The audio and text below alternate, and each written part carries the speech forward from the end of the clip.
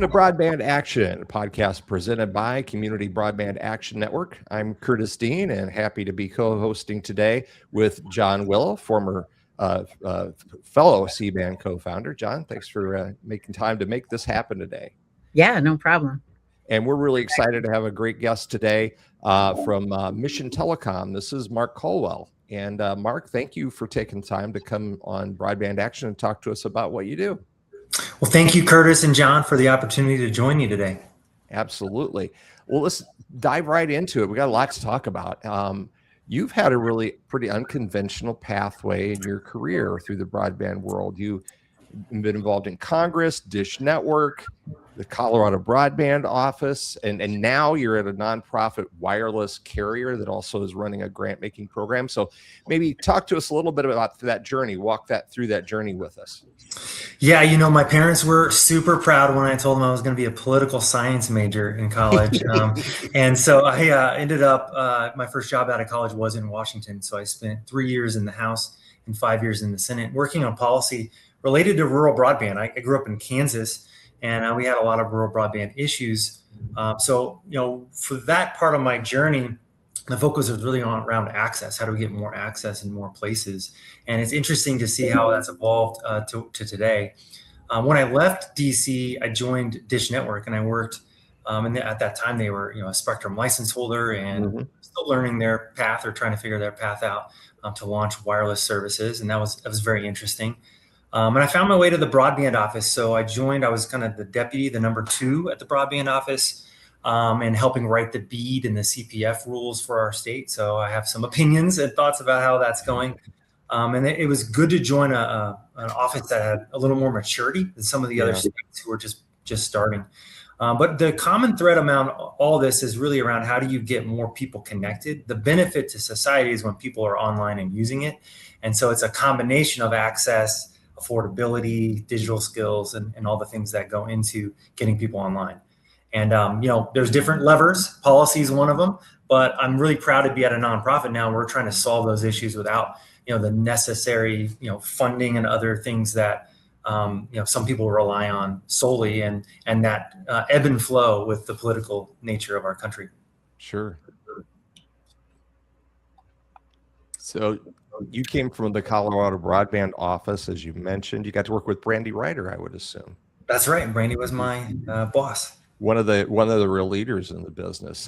You know, why did you, from that vantage point, what made you think that a nonprofit, essentially an MVNO or a mobile virtual network operator, I tried to say, was a good model that could be used to get service to people? Yeah, it's a great question. You know, Colorado has a number of locations that don't have service. And I think the good news is the BEAD program will connect the last, you know, it's a single digit number at this point, % of households in the US that don't have a connection. And that's good. But the problem then becomes, how do you get everyone to subscribe and use the internet?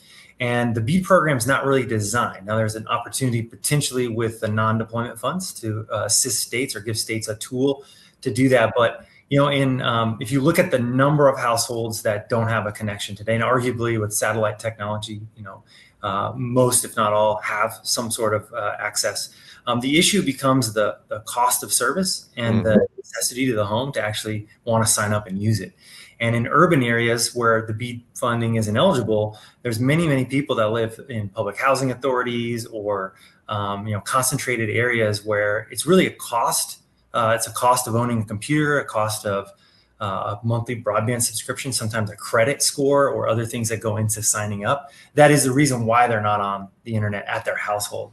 And so for me, this was a real opportunity to solve that problem that's, you know, not necessarily ignored, but not really addressed by the federal funding for infrastructure.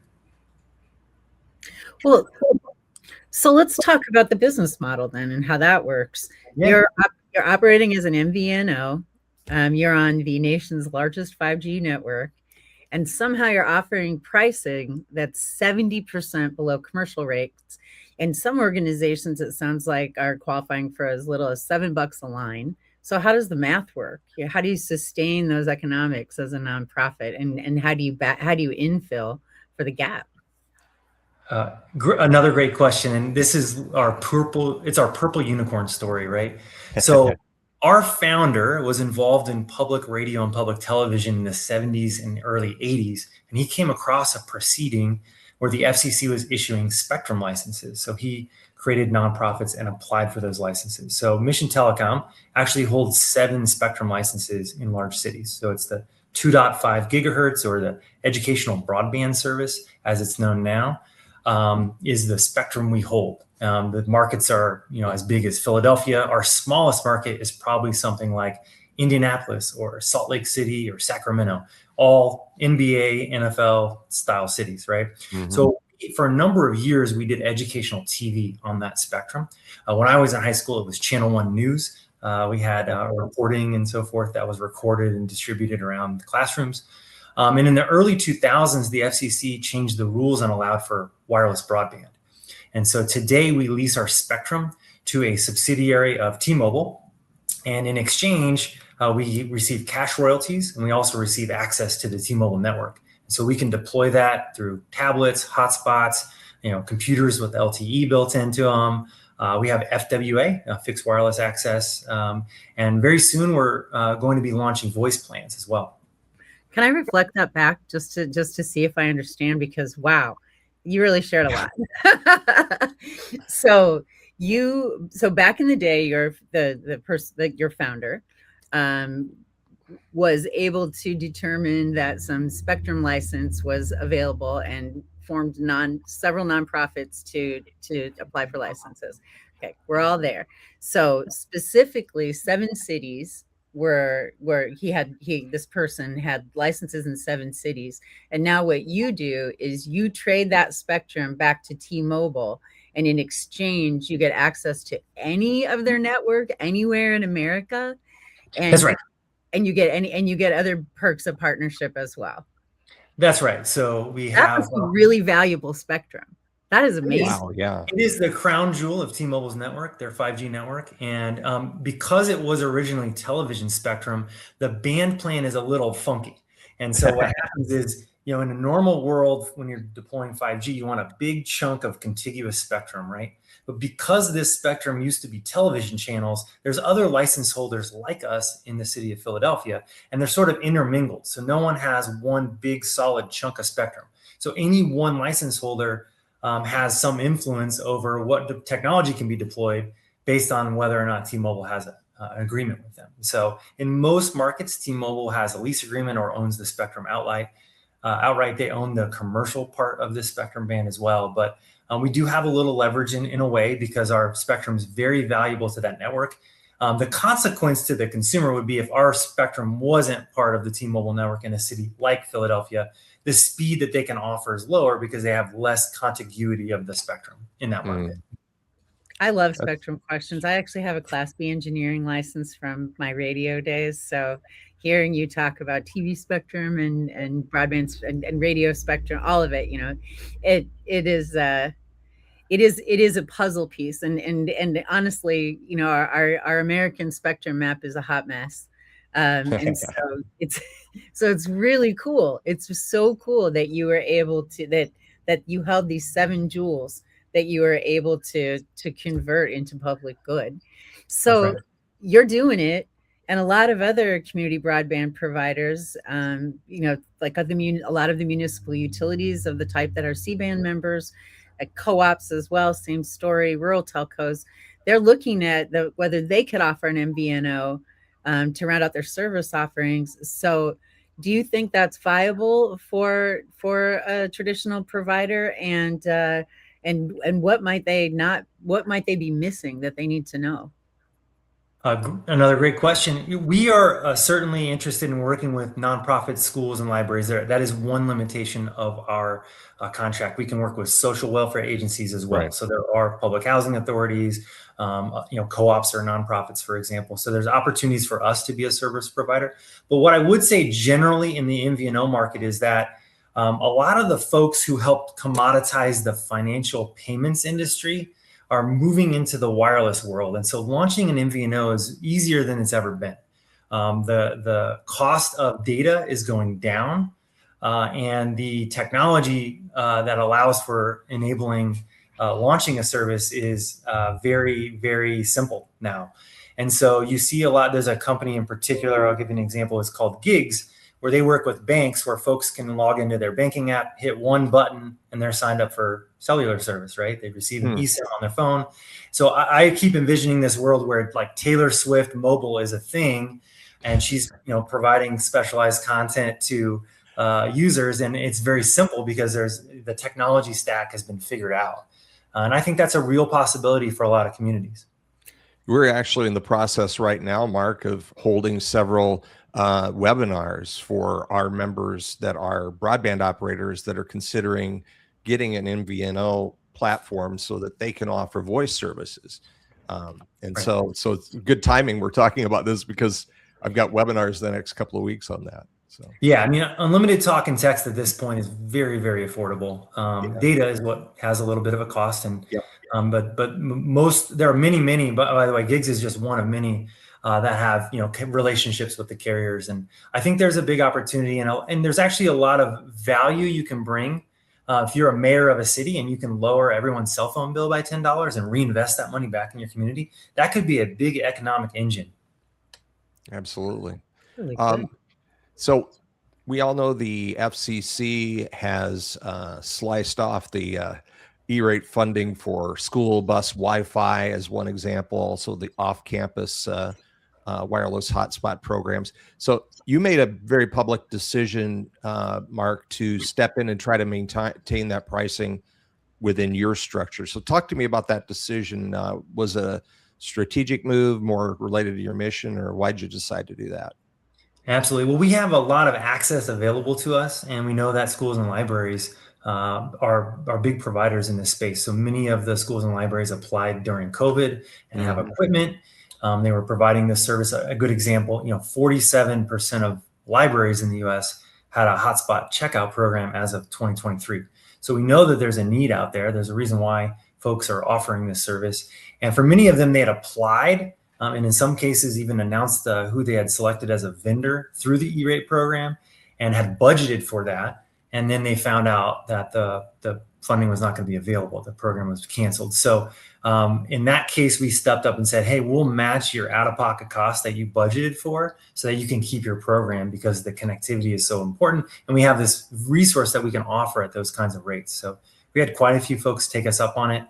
We had a very large Northeastern library that got $1.19 pricing from us so they can maintain the program, because that was their E-rate out-of-pocket cost. And so we were able to step in and maybe stop the bleeding a little bit for some of these folks, so they didn't have to cancel their programs, which we know so many people rely on. So I'm so intrigued now, because I've heard you almost talk about several different types of product offers and deliverable packages that you can provide. So what does a typical partner relationship look like? So if a library director or school IT coordinator or someone else in the market that you serve calls you, what problem are they trying to solve? Which I assume is affordability and connectivity. It could be affordability or connectivity. So what does the solution look like on the ground? Do you set up brand new service for people? Do you mostly work with people who are already E-rate carriers? Just like decipher it a little bit. Yeah, it's a little bit of both, but in most cases, we're reaching out to a library or a school that maybe got funding during the COVID era programs. There were about 3.4 million lines of service deployed to schools based on the data I've seen, about 200,000 lines of service deployed to libraries through those programs. And so we sort of know who they are. We know what carrier they have. And in most cases, they already have equipment. So the easy thing that we try to encourage is a switch and save. We can send you a warm SIM card with our service plan, which is an unlimited plan, by the way. And it's free shipping. There's no activation fee. So it's very easy for someone to just cancel their existing plan where maybe they're paying $30, $40 a month and move to one of our plans, which most of our promos we've been running recently are sub $10, right? So very easy way to save. And the service is actually better, which is not always the case. A lot of times carriers can match a price, but sometimes you get watered down features, data caps, poor streaming quality, things like that. So the library would offer mobile subscriptions to its patrons? Right now, they do a lot of Wi-Fi checkout programs, so hotspots. They also, LTE Chromebooks, things like that, where it takes a SIM card, and we can service those. We do actually tablets from eSIM and physical SIM if they have a slot. So a lot of them are in the data-only space. I don't know that any libraries that are selling or redistributing the cell phone service yet, but it's definitely one of the biggest issues that we run into with libraries is actually the devices, right? And making sure that they're being checked back in. Someone uses the internet for 2 weeks on a hotspot, they need to get it back and get it to the next patron on the wait list. And that doesn't always happen. Right. I have all kinds of questions about that too, from working with, when I was the digital equity practice leader with CBAN, and we had digital navigators in Southern Iowa.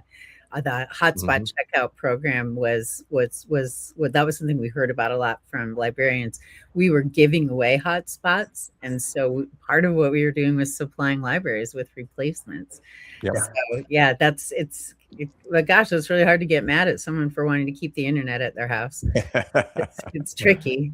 It's tricky. But okay, so when you so you're only working on the T-Mobile network, I assume. I mean, that would make sense.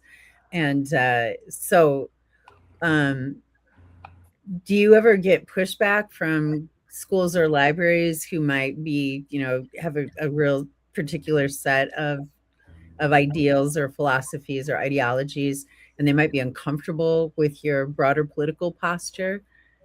And if have you ever gotten any pushback for that, or are people just pretty much glad to get the opportunity?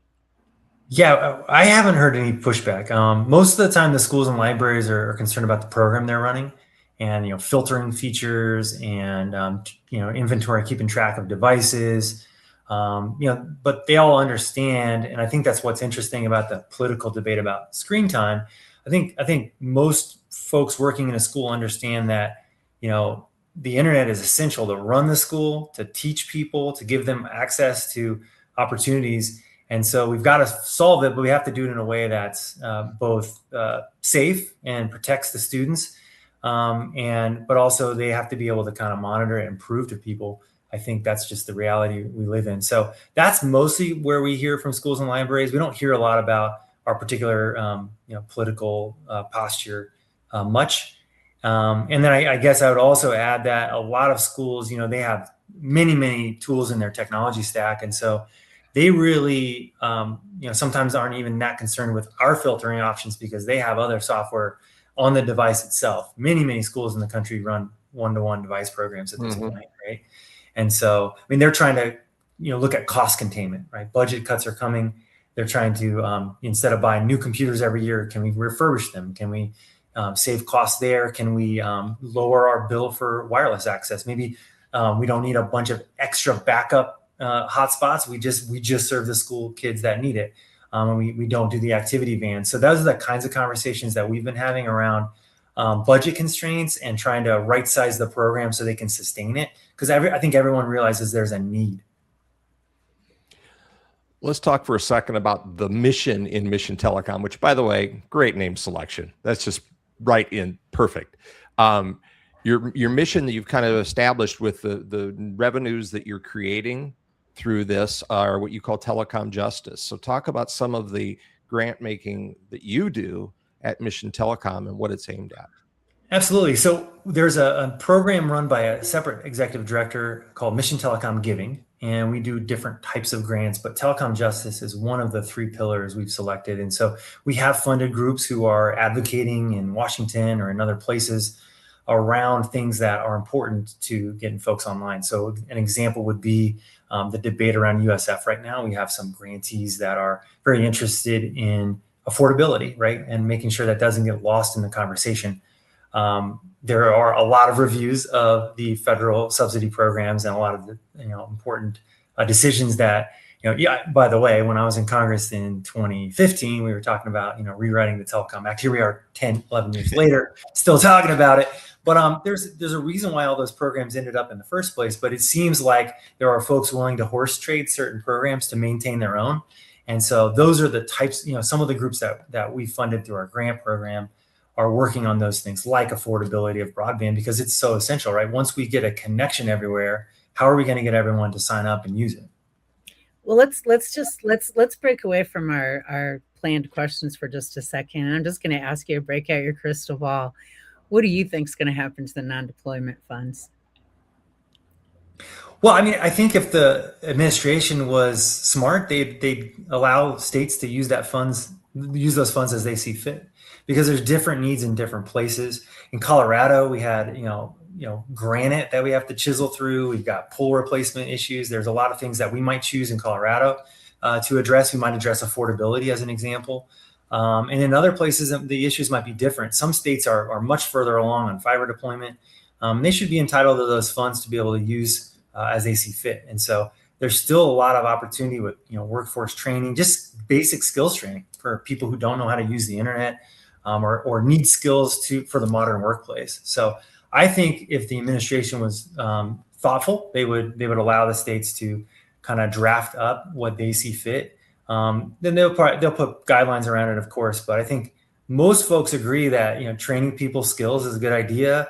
Trying to create job opportunities for folks is a good idea. People aren't going to use the internet for all the great things: commerce, public safety, civic engagement, healthcare. Education. They're not going to use it unless they know how to use it and they can afford it and be online. So I would, like to see states get a chance to decide what makes sense for them. Well, that's a great recommendation. But it didn't. But you skated all the way around my question, which is if you had your own crystal ball, and what I think happened. I don't know. I mean, I was told that 3 months ago there would be a decision. Such a great diversity of insight. You have the Beltway, you have the state level, you have the nonprofit lens, and and in a relatively brief period of time, and all within this bead arc, you've been in all of those 3 places. So what if you had to put your turban on and grab your crystal ball? How are you feeling about how it's going and what's going to happen? Yeah, again, I don't know for sure. My understanding was there were supposed to be rules many months ago, maybe March or April, and here we are in June still trying to figure it out. So we're all in the same boat. Yeah, and I think at the end of the day, clarity is what people need. We noticed last year, for example, we work with schools, libraries, nonprofits, and we had a lot of folks, who were, for example, relying on the Digital Equity Act, and the Digital Equity Act was eliminated, canceled. And I don't think that everyone maybe in Washington understands the value of that law and what that was going to do for many states to just, build the basic infrastructure and be able to track and monitor. So, without that funding, which, hurt, the problem was people didn't really know. They got the executive order. Now there's a lawsuit, and then they can become frozen. They can't do anything about the problem. And I think that's what NTIA needs to focus on, is getting some set of rules out. Because the longer we wait, it just makes it hard to make business decisions. Well, okay, so let's follow on with that, since you have worked at all of these different levels. In that stack, where do you think there's a single place where the most important and direct work happens when it comes to closing the digital divide? Like, where does the rubber meet the road in your stack? Based on the data I've seen, it's really around affordability. Most people who don't have a home internet connection, it doesn't mean they're not using the internet, by the way, right? People use it at school, they use it at McDonald's, right? They use it at the library. But for the folks who don't subscribe at home, which is what we really want as a society, is people to have access everywhere they're going to be, it's typically cost. It's sometimes, owning a device. For a lot of people, they're mobile only. About 15% of, I believe, low-income families are just mobile only. The cell phone does the things they need it to do. That's a problem we run into sometimes, trying to offer a hotspot. Is someone says, I already have a cell phone with a hotspot. Why do I need another device to carry around and a computer? I can just use my phone. You'll notice the phone manufacturers are making bigger and bigger phones. There is I think what we need to think about as digital equity practitioners is there isn't a one size fits all. I mean, there are some good data points about why a big screen computer is really important, but that's not going to fit everyone's lifestyle. The other thing to think about is, working poor folks in America, they might be riding a bus 40 minutes each way to work downtown every day, right? They aren't at home, so they don't sign up because they're not there to use it. And we need to make sure they have a solution for the things that they use in their lives. That's a great take. And I think one that's a little bit more nuanced than the conversations we often have. So that's terrific. I think I'll give you another great example. So Yeah. there are a number of millions of students in America who are homeless, believe it or not, right? Mhm. And so some of them split time between parents or grandparents or shelters. But like Comcast Internet Essentials or other similar programs, which are great to get folks online, they're not useful because they're not at a static location every night, right? And so we have to be creative about all the solutions we put on the table. One of the things that was a debate in the E-rate program when the hotspot ruling did come out was around, should we allow fixed wireless or not, right? And there was a big debate, and the determination was no. But is fixed wireless really that different than a hotspot? It's a device with a SIM card. One of them plugs in the wall, another one has a battery, but they serve different use cases, right? So I think we got to be more creative on the policy side of things to not be so prescriptive about the solution. I think that's what happens a lot when non-subject matter experts make broad rules. Yeah, sometimes they do it to thread the needle legally, and other times it's just a lack of understanding. Yeah, that makes sense. That makes sense. Well, let's talk about put your crystal ball back in front of you there, put your turban on, whichever you want to talk about, instead of looking at the future of the industry in general. What's the future hold for Mission Telecom? I mean, you did mention that adding voice services is something that is on your radar screen. What are that and other kinds of things you're looking at as you continue growing your mission? And can I add to the framing of that question? This may be proprietary, but just looking at how you can scale and operate and expand over time, do you essentially have a perpetual contract with T-Mobile so that you're not in danger of falling off the cliff, at the end of 7 years or? Yeah, good question. Well, I mean, I can share one thing, which was at the time the agreement was signed, there was a 30-year lease maximum. It was an FCC rule. And so we do have a point in time in the future where we'll have to make decisions about releasing the spectrum or look at other options, but that comes in the next decade. So we have a good chunk of time, a good runway. We also have some other arrangements for access to the network that is in our roadmap and our game plan. So we have quite a bit of impact we can make over the next, let's say, 10 years. And then what's next for us? I mean, we've had tablet plans, fixed wireless plans, hotspot plans for a long time, data only plans. Voice carries a little higher regulatory barrier, and we're working through those issues, but we will certainly have voice launched this summer, very soon. And that's really exciting for the reasons I mentioned. There are some people that are voice only. The voice plan in particular that we have is very feature rich.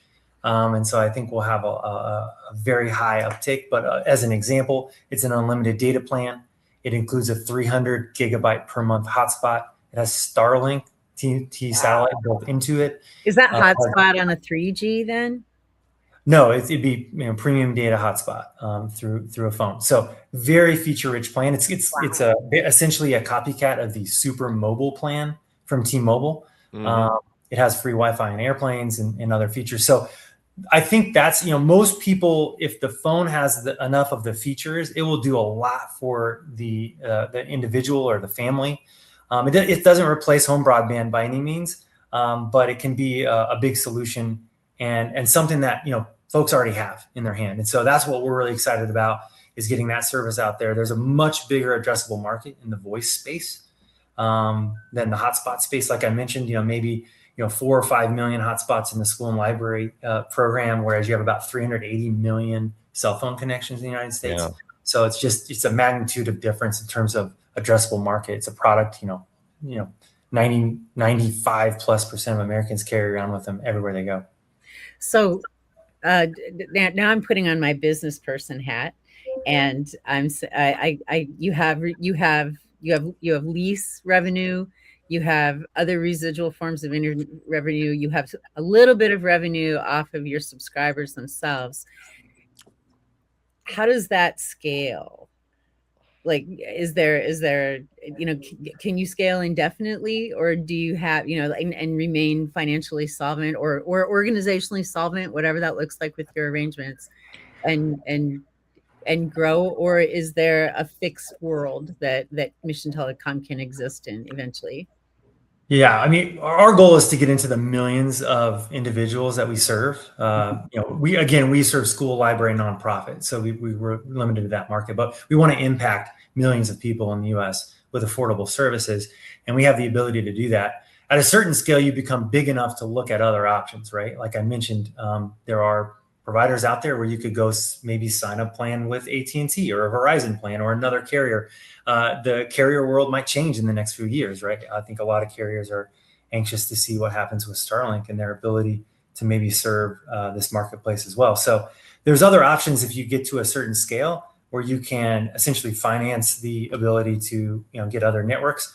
I do think that there is a value that the consumer would place on a multi-carrier network. I saw that recently that the carriers, the three big ones, came to an agreement in terms of roaming, right? They're trying to solve this problem of, Starlink's there. How are we going to solve the dead zone?